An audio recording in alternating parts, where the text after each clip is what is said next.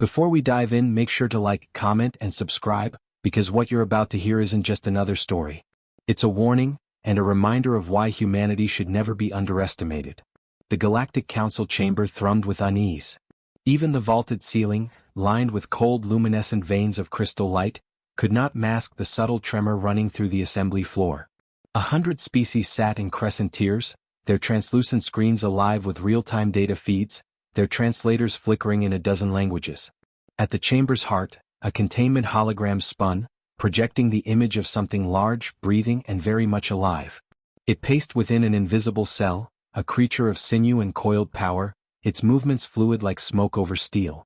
4 golden eyes tracked the crowd as if measuring their fear. Kiltor, the last living apex predator of the Dominion Wars. Even in a projection, its presence pressed against the senses, a silent pressure that made hearts skip and instincts recoil. Captain Rovak adjusted the crested plates along his neck, a subtle tell of his own discomfort. As a Threxian combat veteran, he had stood toe-to-toe with war machines that melted planets. But this creature unsettled him. It moved like it remembered killing. 3 security units lost in the last attempt, he said, his gravelly voice cutting across the chamber. 18 seconds from contact to complete dismemberment. No species has maintained proximity beyond 5 minutes. The words were not an exaggeration. Everyone in the chamber had seen the feeds. Dozens of trained handlers, hardened soldiers, reduced to shredded armor and static-filled death screams. The Kaltor had been engineered to hunt warships. A biological weapon with a predatory instinct so advanced that entire fleets treated a single one like a tactical event. Counselor Tesh of the Armirians lifted her translucent digits in cold disdain. This is futile. It's not a specimen. It's a catastrophe wearing flesh. And yet, another counselor replied, folding 3 arms across his chest, its genetic coding is worth more than any warship in this quadrant. Weaponizing it could end the conflict on our terms. A murmur swept the chamber. They didn't care if it was untamable. They wanted a leash, a chain, a way to point the monster somewhere else. Rovak's mandibles clicked softly, betraying his disapproval. No chain held against the Kaltor, not for long. Above them, the image flickered again, revealing the real creature deep in the vaults below the station. It was curled against the far wall, silent and still, a breathing engine of destruction. Its tail tapped the floor once. A metallic thunk. And suddenly everyone was a little quieter. A soft chime interrupted the tense silence. A figure strode through the chamber doors, not armored, not in ceremonial robes, but in a simple black field jacket with a Terran flag patch on the shoulder. A human. Some counselors stiffened. Others openly scoffed. Elias Ward walked like someone who didn't care about their scoffing. His hair was cropped short, his boots worn, and there was a precision to the way his eyes moved, a constant, patient calculation. No rank insignia flashed on his collar, no medals on his chest. Just a small data slate in his hand. He stopped in the center of the chamber beneath the rotating image of the predator. "This is him," one counselor hissed through layered translators. "The council has summoned a mammal?" Rovak stepped forward, tail flicking with controlled irritation. "This is Elias Ward, Terran xenobiologist. Former scout in the outer fringes. Earth claims he has experience with apex predators." A low rumble of laughter spread through the tiers, as though someone had suggested using a feather to stop a meteor. Counselor Tesh tilted her head, crystal horns gleaming in the cold light. "Experience with what? Farm animals?" Elias didn't flinch. "Wolves, bears, raptids. Things that learned to hunt us long before we learned to build walls." His voice was level, unshaken. "And we didn't cage them. We lived with them." The room didn't laugh this time. The predator on the holoscreen lifted its head and fixed those 4 golden eyes on Elias. Its pupils narrowed into slits. The air shifted. Rovak caught it immediately. "It's watching him." The council's mockery dimmed. Every previous handler, no matter their race, had provoked instant aggression. This time the Kaltor didn't pace. It stared. Steady. Calculating. As if it recognized something it couldn't yet name. Counselor Vren leaned forward, voice colder than the void. "You believe you can tame it?" Elias's jaw tightened, but he didn't look away from the hologram. "I don't tame predators. I learn how to live beside them." "This is not a Terran wolf," Tesh snapped. "This creature erased an entire dreadnought squadron." "And yet," Elias replied evenly, "you still haven't killed it. Which means you want something only I can give." The tension in the chamber coiled like a drawn wire. He was right and they hated him for it. Every council faction had already tried collars, tranquilizers, neural implants. All had ended the same way, blood on steel. A human was a gamble. But it was also their last card. Rovak stepped closer, lowering his voice so only Elias could hear. Do not mistake their desperation for trust. Elias offered a small, humorless smile. I never do. The council chair finally spoke, its voice a layered chorus from a body made of light and gas. You have 7 rotations. If the Kael'tor kills you, Earth forfeits claim to the specimen. If you succeed, the chamber seemed to lean forward. It becomes your responsibility. Understood, Elias said simply. Then sign, the chair intoned. A stylus hovered before him. The contract shimmered with binding clauses and death waivers. He didn't even read it. He pressed his thumb to the interface and the deal was done. No one in their right mind had ever walked into that vault and come back breathing. He would be the first, or another statistic. Below them, the real Kael'tor uncurled, slow and deliberate, as if it felt the decision being made above. Its head lifted toward the surveillance lens, muscles flexing like living steel. It let out a low rolling sound that shook the speakers in the chamber, a sound that wasn't quite a roar, more like a warning. Elias didn't look away. For the first time in the Council's long history of dealing with the Predator, it was not the creature making the galaxy nervous. It was the human walking toward it. And the Kael'tor, for reasons no one could explain, was waiting. The containment corridor was colder than any place Elias Ward had ever walked into, and he'd crawled through derelict hulls drifting between suns. Frost collected on the transparent alloy walls, catching the pale blue light of the security panels. It wasn't the temperature making it cold, it was the silence. The kind of silence only something at the top of the food chain could create. Rovak moved beside him, the Threxian's heavy footfalls echoing softly against the reinforced floor. His plates were locked down tight, his breathing steady but sharp. He wasn't pretending to be calm anymore. When the door opens, he muttered, you'll have no time to correct mistakes. It doesn't stalk like prey. It dismantles. That's why I'm not making mistakes, Elias replied without looking at him. He kept his voice level, measured. There was no point in sounding brave. Courage didn't fool predators. Just made them interested. Past a final bulkhead, a transparent panel revealed the containment chamber itself. The Kael'tor lay on the far end like a living shadow pressed against the steel. Not sleeping, watching. 4 golden eyes followed every guard on the catwalk above as if already mapping their escape routes, already calculating weaknesses. Its breathing came in long, silent pulls, like the calm at the center of a storm. A security drone passed overhead, its lenses fixed on the creature. It didn't last 3 seconds before the predator's tail flicked once. The motion was a whisper. The drone exploded against the far wall like glass under a hammer. No alarms sounded. The system had already learned there was no point. The guards tensed, stepping back in unison. Elias didn't. He simply exhaled and stepped forward to the control station, hands loose at his sides. His pulse was steady. He'd spent his life with creatures that killed when you showed fear. The Kael'tor wouldn't be different in principle, just scale. Rovak extended a data slate. Biosigns indicate elevated aggression when approached. Its heart rate spikes, respiration shortens. Everyone who's entered hasn't lasted 30 seconds. Elias glanced at the door. Maybe that's because they walked in like soldiers trying to cage it. What will you walk in like? Someone who isn't afraid to belong in the same room. The bulkhead hissed as the access gate released, the massive segmented door splitting apart in a slow hydraulic exhale. Even the air inside felt heavier, carrying the scent of something metallic and animal, a dense musk that wrapped around the back of his throat. Elias crossed the threshold alone. No weapons. No armor. Just his field jacket, an audio modulator strapped to his wrist, and a small pack slung at his side. Behind the observation glass, a dozen counselors leaned forward. The entire chamber had gone silent except for the faint hum of the containment field. Kael'tor's head lifted. Not fast. Not like prey startled. Slow and deliberate, the way an apex predator rises when it knows there's nowhere for the other to run. Its claws scraped lightly against the alloy floor as it uncoiled, towering over him by at least a head and a half. Elias didn't step back. He lowered himself to one knee, tilting his chin slightly to expose the vulnerable side of his neck. Submission. Not weakness, acknowledgement. Every instinct in the human body screamed against it. Exposing the throat to something built to tear it out was the definition of suicidal. But it wasn't for the humans watching behind glass. It was for the thing in front of him. Kale-Tor tilted its head. Elias didn't move. Not even to breathe deeply. He waited. In the wild, predators always moved first. Seconds stretched like wire. The creature inhaled slowly, scenting him. He could hear it, the faint rasp of its lungs pulling air across serrated fangs. Then it stepped forward. Each footfall was soundless, almost graceful. It circled him, tail flicking once, twice, a low vibration rolling through the chamber. Elias spoke softly, not words, not language. Just low, rhythmic tones, matching the frequency he'd recorded from the Council's field data.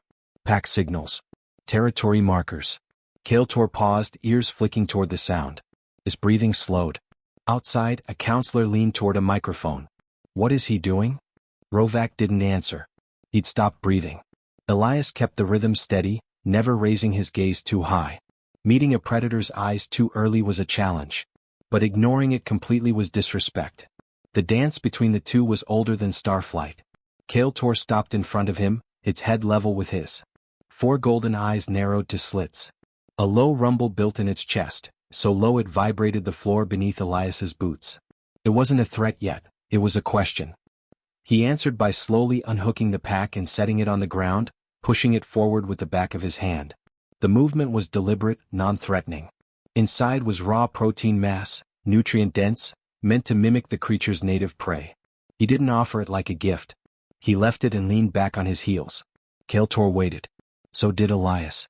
A single claw extended, slicing through the top of the pack like it was paper. The creature sniffed, tasted, then ate. Not fast. Not defensive. Testing. Judging. Elias finally raised his eyes, just enough to meet the lower pair of Kale-Tor's. Not the upper. That would have been a challenge. He saw intelligence there, not instinct alone but comprehension. This wasn't a mindless engine of violence. This was something that decided what lived and what didn't. Minutes passed. The council expected a lunge. They'd seen this moment before, the false calm before the attack. But Kale-Tor didn't attack. It sat back on its haunches, tail sweeping the floor once in a slow, almost curious arc. Behind the glass, the room erupted in disbelief. Voices layered over one another, some shouting, some whispering. Rovak pressed a clawed hand against the observation glass. It's not attacking. Elias didn't hear them. He didn't need to. He already felt it, the invisible line between them shifting. It hadn't been trust, not yet, but it wasn't hostility anymore. It was something far more dangerous. Curiosity. He slowly rose to his feet, moving like water, like prey that refused to behave like prey. Kale-Tor mirrored him, towering over him in a way that would have crushed the nerves of most soldiers. Its upper eyes flicked once toward the gallery above, then back to him. Elias smiled faintly, the kind of smile that belonged to someone who had spent his life in the company of things that could kill him. The chamber lights dimmed, signaling the end of the observation window. The door began to close. Kale-Tor didn't lunge. It watched him walk backward toward the threshold, unblinking as if marking every movement to memory. When the door sealed behind him, the sound that followed wasn't a roar. It was a low, resonant hum that vibrated through the steel walls like a drumbeat. Rovak stared at him. No one's ever walked out of there alive after the first meeting. Elias wiped frost from his sleeve and shrugged. Then I guess we just broke a record. Above them, in the containment cell, the Kale-Tor lowered its head, not to sleep but to listen. It had found something it hadn't encountered before. Something that didn't run. Kale-Tor's breathing filled the chamber like the steady rhythm of a great machine, slow and deliberate, an undercurrent of danger threaded through silence. Elias stood at the observation window the following day, his eyes tracing the subtle shifts in the creature's posture. The predator wasn't pacing anymore. It sat upright, shoulders squared, golden eyes locked on the door as if waiting. It was never supposed to wait. It was supposed to tear through anything that entered. Behind him, the observation room buzzed with subdued chaos. Technicians whispered, council envoys muttered in low, anxious tones, and the hum of security systems filled the gaps between voices. Rovak leaned against the reinforced rail with his arms crossed, mandibles tight. He'd been watching too, closely enough to notice things others didn't. It's adapting to you, Rovak said finally. Elias didn't turn. Or I'm adapting to it. Don't mistake tolerance for trust. Creatures like that don't trust. They assess. And when they finish assessing, they act. Elias allowed himself the faintest smile. Then I'd better keep it curious a little longer. The door hissed open, releasing the scent of metal and frost. As Elias stepped through, the room behind him fell into tense silence. The containment chamber felt warmer than before, not because the temperature had changed but because the thing inside recognized him. Kaletor rose to its feet in one smooth motion, muscles flowing like dark liquid beneath armor-hard skin. Elias slowed his pace deliberately, body language loose but precise. He understood predators, they studied patterns. If he walked like prey, it would end in blood. If he walked like a threat, it would end faster. So he walked like something that belonged. Kaletor didn't lunge. It circled him again, closer this time, exhaling short bursts of heated air. Elias could feel the weight of its scrutiny like a physical pressure. Its tail brushed against the floor, not as a threat but an unconscious echo of focus.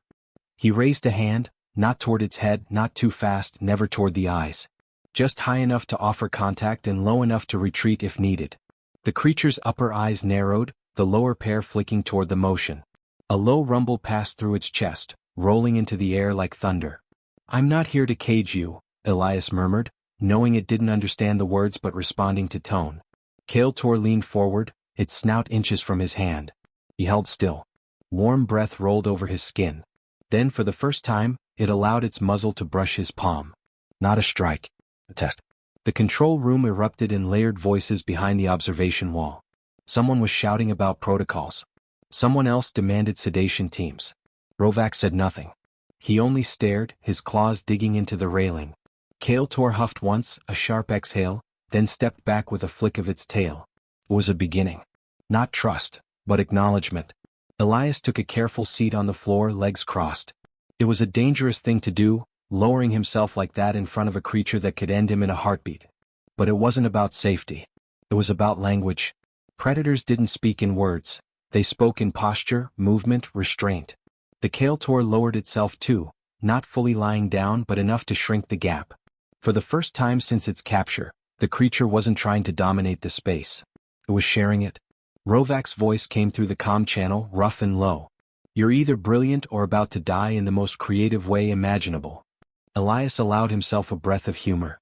Both are possibilities. Hours passed in measured silence, broken only by small exchanges. Elias mimicked low-frequency pack calls, barely audible to the humans on the other side of the glass. Kaletor responded with subtle shifts of its tail and ears, small, testing vibrations in its chest. They weren't speaking, but they were communicating. When Elias finally stood to leave, Kaletor didn't lunge for the door. It followed him halfway and stopped. It tilted its head slightly, the same way an animal tilts when recognizing something familiar. It was a gesture none of the observers could have expected from a creature that had once torn apart a platoon in less than a minute. Rovak met Elias outside the airlock, his expression unreadable beneath the hard lines of his features. "You've made it curious. That's dangerous. It means it's thinking." "That's the point," Elias said, pulling off his gloves. "Predators that think can choose. And predators that choose are harder to control." Elias's gaze slid toward the observation window. "I'm not here to control it. I'm here to make sure no one else does either." He didn't need to explain. The council's intent was clear. The Kaletor wasn't a living being to them, it was an asset. A weapon. If he failed, they would strap it down, break it apart, and stitch it into whatever war machine suited their cause. Later, in the dim quiet of the debriefing chamber, the whispers began. Council envoys leaned into each other like conspirators. A few suggested immediate termination, before it bonds with the human. Others argued for accelerated conditioning. Elias said nothing, but he listened to every word.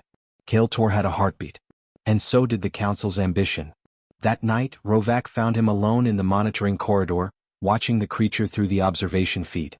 Kaletor lay in its cell, eyes open, not pacing, not sleeping. Just watching the door. "You shouldn't get attached," Rovak said. "I'm not," Elias replied. "Yes you are. You already think it's more than they say it is." Elias turned, meeting the Threxian's gaze. "It is." Rovak's jaw clicked once, a sound like a restrained growl. "If they decide to weaponize it, they'll override you. The council won't care if it understands you. They'll turn it into something worse than it already is." "They'll try," Elias said softly. "But it won't follow them." "How can you be sure?" "Because predators don't follow fear. They follow respect. And they've already shown it none." For a long moment, the Threxian warrior said nothing. Then his shoulders eased just slightly. "If this goes wrong, you'll die first." Elias smiled faintly. "Then at least I'll know it had a choice." On the other side of the glass, Kael'Tor's tail flicked once, the motion almost lazy. But beneath that stillness, Elias could feel the undercurrent. Something shifting, growing sharper, as if the predator sensed the invisible storm gathering outside its cage. He didn't need Rovak to tell him the council's patience was thinning. He could hear it in the way they whispered during briefings. See it in the way guards doubled at night. Smell it in the faint charge of the air. Trust, if it existed at all, was hanging by a thread. And that thread was about to be tested. The alarm didn't begin with sound. It began with a shift in the air, an unnatural tremor that rippled through the containment levels like a whispered warning. Elias Ward woke instantly, pulse already matching the rhythm of the red strobe that flashed across his quarters. He didn't need the automated voice to tell him what it meant. Unauthorized access. Containment breach. By the time the first siren screamed, he was already moving. Boots on cold floor, jacket thrown over his shoulders, wrist comm alive with fractured messages. Words like rogue faction, secure the asset, and no survivors cut through the static. He didn't hesitate. He sprinted toward the containment wing. Rovak intercepted him at the corridor junction, his crest partially cracked and one arm slick with blood. The Threxian's breathing came in short bursts, not from fear but from fury. Council security, he growled. Not an accident. They're taking it. Elias grabbed his arm. How many? Too many to count. They brought shock nets, suppression fields. They plan to transport it before the council even wakes the full assembly. A dull, booming sound rattled the corridor, followed by a surge in the station's power grid. Kael'Tor was awake. They rounded the last corner to the containment deck, and the world narrowed into controlled chaos. Soldiers in black tactical armor surrounded the chamber, their movements sharp, efficient, and heartless. Energy rifles flashed. The heavy access door was already breached. Inside the containment cell, Kael'Tor moved like a living storm. One soldier flew against the reinforced wall before anyone could even aim. Another screamed as a tail like a steel whip shattered his chest plate. Nets tangled the air, not the creature. Its claws shredded them faster than they fell. The predator was built for this. It wasn't defending itself. It was hunting. Elias didn't slow down. He crashed through the outer ring of guards before they could turn their weapons on him, shouting into the fray. Call it off. You're going to get them all killed. No one listened. They didn't want to. This wasn't a rescue or a mission. It was an acquisition. Kael'Tor lunged toward a squad that tried to flank its left side. Their formation shattered like glass. Its golden eyes burned with something beyond rage, betrayal, maybe. A single net finally wrapped around its hind legs, but it tore free in less than a heartbeat. Elias vaulted the security railing and hit the floor hard. The predator's head whipped toward him, instincts sharpened to a lethal edge. The soldiers didn't even register the risk they were creating, cornering something that had already chosen not to kill him once. Kael, Elias called. His voice cut through the blare of alarms, steady, low. The same tone he'd used in the first meeting. Look at me. For an agonizing second, the creature didn't. It was too far gone in the storm. But then its gaze shifted, the gold of its eyes narrowing, focusing. It knew that voice. More soldiers poured in from the east entrance, shouting orders. Stun him too. He's a variable. Elias raised both hands, palms open. No. Focus on me. Right here. Kael'Tor roared then, not the ear-splitting sound of a beast on the hunt, but a rolling, grounded vibration that shook the metal beneath their feet. Its tail lashed once, sending another soldier sprawling. Then, slowly it took a step back. Its rage didn't vanish, but it turned inward, controlled, redirected. Good, Elias whispered, inching forward. You choose what happens next. The lead commander barked an order. Neutralize them. Energy rifles swung toward Elias. Before a single shot fired, Rovak appeared from the access corridor like a dark blade, slamming into the nearest soldier with the full weight of Threxian strength. Two more went down in seconds. No one touches him. His roar cut through the alarms, a command born of old battlefield instinct. Kael'Tor moved. It wasn't a wild frenzy anymore. It was precision. It leapt between soldiers, disarming, disabling, tearing weapons from hands with terrifying economy. No killing. Not now. It understood where Elias stood. Elias stepped between the creature and the soldiers, arms outstretched. Stand down. His voice was low but carried through the chamber like steel. You can't cage something you don't understand. You'll only make it worse. One of the soldiers lunged anyway, a shock pike aimed for Kael'Tor's neck. The creature reacted before Elias could. A flash of movement, A bone-rattling impact and the soldier was on the ground, weapon shattered. Kale Tor's claws hovered an inch from his throat. Elias didn't flinch. Kale. The predator froze. Every muscle coiled tight. For a moment the world balanced on the edge of a single breath. Then Kale Tor pulled back, letting the soldier collapse. The surviving troops stared, unsure whether they were witnessing a miracle or a countdown. Rovak staggered forward, blood streaking down his temple, standing shoulder to shoulder with Elias. "They'll call reinforcements," he rasped. "And next time it won't be stun pikes." Elias glanced at the rows of armored soldiers struggling to recover. "Then we don't give them a next time." The containment alarms shifted pitch. A new alert, heavier, sharper. The council's central system had registered the breach. Soon the entire station would know. That left them minutes, maybe less. Kale Tor stepped closer to Elias, not looming but aligning. Its tail curled low, ears forward, head tilted slightly toward the exit. It wasn't asking for permission. It was waiting for direction. Rovak caught the look in Elias's eyes and exhaled through gritted teeth. "You're going to run." "I'm going to protect it," Elias corrected. "You know what they'll do if they keep it. They'll weaponize it," Rovak finished, "and unleash it on anyone they fear." A squad leader rose unsteadily, helmet cracked, voice rough through the comm. "You think it listens to you now? Wait until the council finds out you interfered." Elias didn't answer him. He stepped back toward Kale Tor, resting one hand lightly against the creature's side. He didn't have to speak. The bond between them was no illusion anymore. The predator shifted closer, eyes locked on the escape corridor. The alarms rose to a fever pitch as more boots thundered down the outer hallway. They were out of time. Elias met Rovak's gaze. "You don't have to come." The Threxian gave a sharp, humorless huff. "Someone has to make sure you don't get killed in the stupidest way imaginable." Kale Tor snarled low, a sound that wasn't directed at them but at the world closing in. It had been caged, studied, threatened. But for the first time since its capture, it wasn't alone. The three of them, man, warrior, and predator, turned toward the shadows of the maintenance tunnels. Soldiers regrouped behind them, shouting, raising their weapons.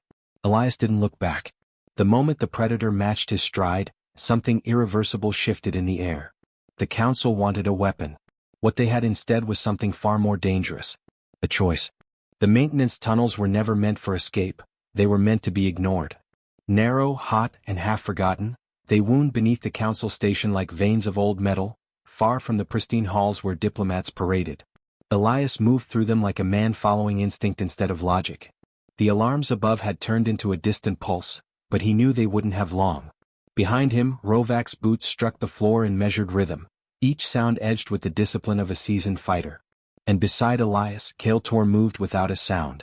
Its massive frame should have made stealth impossible, but it flowed through the corridor like water, its golden eyes fixed ahead as if it already knew the way out. Elias touched the comm on his wrist, praying it would connect through the static. "Rhea," he whispered. The voice on the other end came cracked but alive. "Elias, tell me this isn't what it looks like." "It's exactly what it looks like. They tried to move it. We're taking it first." "Do you have any idea what you've just done?" she hissed. "The council's deploying orbital lockdown. They'll turn this whole station into a no-fly cage. Then open a door before they slam it shut." Pause.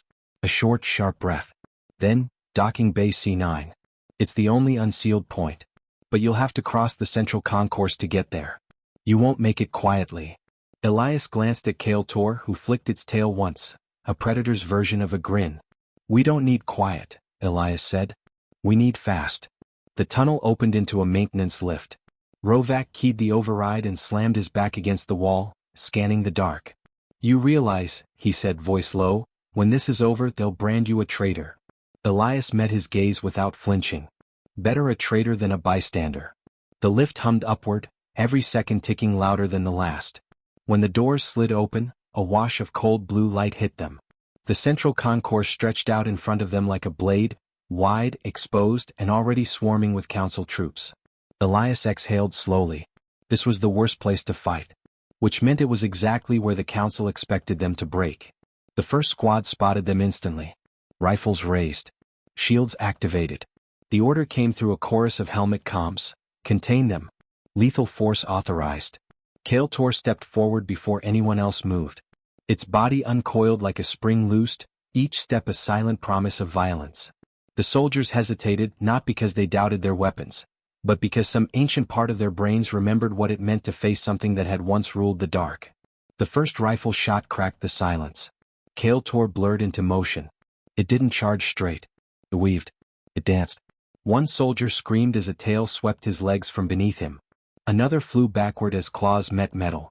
Rovak surged in after it, shield projector flaring to life, intercepting stun fire with practiced ease. Elias ducked low, sprinting toward the opposite balcony, weaving through the chaos. He wasn't the strongest. He wasn't the fastest. But he knew the station better than any of the soldiers. They'd spent years treating him like decoration, not a threat. A squad broke off to pursue him, shouting warnings. He leapt the railing, caught the support beam beneath, swung once, then dropped to the lower level. A plasma bolt grazed his shoulder, burning through fabric and skin. The pain was sharp but distant. It didn't slow him down. Above him, Kale Tor roared. The sound tore through the concourse like the station itself was holding its breath. Soldiers fell back not because they were ordered to, but because something primal in that sound told them they were prey. Rovak slammed his fist into the control terminal by the bay entrance. "Go," he barked. "I'll hold them." Elias grabbed his arm. "No." "Yes," Rovak growled. "You're the only one it listens to. And if that thing gets cornered without you, everyone here dies. Someone has to make sure the door stays open." For a fraction of a second, everything stilled. Elias looked at the friend who'd fought beside him through 3 campaigns. Rovak wasn't asking for permission. He was choosing. Elias nodded once. Rovak turned and slammed into the oncoming squad with the kind of reckless ferocity only someone with nothing left to lose can summon. Energy blasts flashed around him like lightning, and still he didn't yield. Elias ran. Kale Tor fell into stride beside him, each movement fluid and terrifyingly efficient. Docking Bay C9 loomed ahead, its blast doors half lowered. Ria's override code flickered on the access panel, buying them seconds. The bay was mostly empty. Only a handful of Council Marines had beaten them there, forming a desperate line in front of the exit corridor. One of them, a captain by the markings on his armor, stepped forward, rifle aimed squarely at Elias. "You can't control it," the captain said. "It'll turn on you the second it's free." Elias didn't slow. "It's already free. You're just too blind to see it." Kale Tor moved before the captain could react. A tail sweep sent the rifle spinning, claws pinned the weapon to the floor, and a single growl made the rest of the Marines falter. Ria's voice burst through Elias's comm. "I've overridden the hangar shields, but the Council's already dispatching interceptors. Once you launch, you'll have a minute before they're on you. 1 minute's enough." Elias and Kale Tor reached the shuttle. The hatch hissed open, light flooding the deck. He glanced back just once. Rovak was still fighting, a crimson blur against the tide of armored soldiers. A part of Elias knew the Threxian wouldn't follow. Kale Tor stepped inside the shuttle, ducking its massive frame. Elias took the pilot's chair, hands moving over the controls he wasn't supposed to ever use again. The engines roared to life, rattling the bay. Above, the blast doors began to seal again. Rovak's voice came through the comm, low and rough. "Go, Elias." Elias swallowed hard. "See you on the other side." The shuttle shot out of the bay like a bullet. Behind them, the Council station's alarms turned into a wailing chorus. Fighters scrambled from their docks like hornets from a nest. Kale Tor crouched behind him, claws braced against the deck, eyes locked on the stars beyond. It wasn't a weapon. It wasn't a prisoner. It was something no Council strategist had accounted for, something choosing to run with humanity, not from it. As the stars stretched into streaks of light, the Predator turned its head toward Elias. Its golden eyes caught the reflections of the warp stream and something inside them softened, not submission but recognition. Elias met its gaze, breath steady despite the fire in his shoulder and the storm behind them.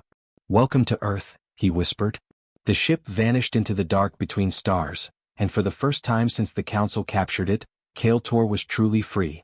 And humanity had just stolen the galaxy's deadliest predator right out from under the Council's nose.